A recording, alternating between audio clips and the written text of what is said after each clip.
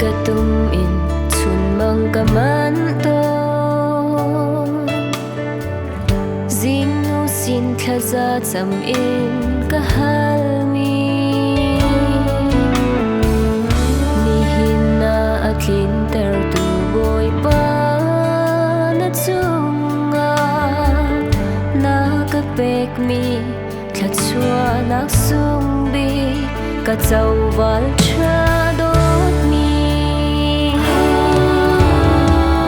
zanem kan tlai chia them ti lawi chan tung chan chuak tiang mun se lo na rei kyang te a lung si na ngam in dot na kar chin se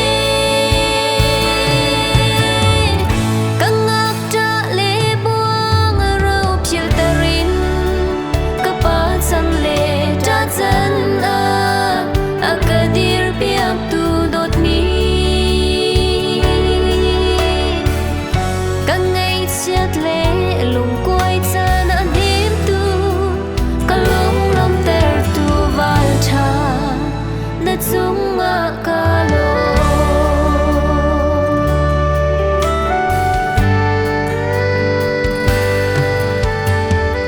sui langun bum ro mi sam a silo nang sinin katum mi do nak sung bi dot nak par khat lan tri in dung zal tiang in na tang ne ma pom in du dot na besung phai len ser in zanem kan tlai chia them ti lawi chan tung chan chuak tiang mun se lo na rei kyang te a lung si na ngam in dot na kar chin se kangak ta le buang rau phil tarin ka pa chan le ta chan a akadir piak tu dot mi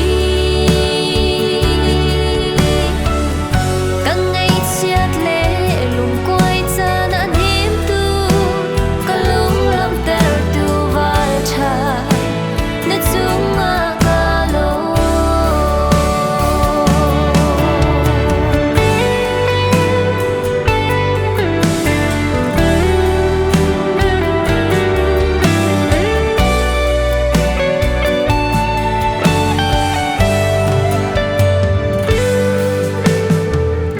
ka thing hlei wal tha o nang na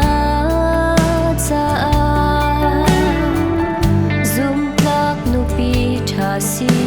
ka zuam lai chan tung chan chuak te chin fa pa chan tiang in pathian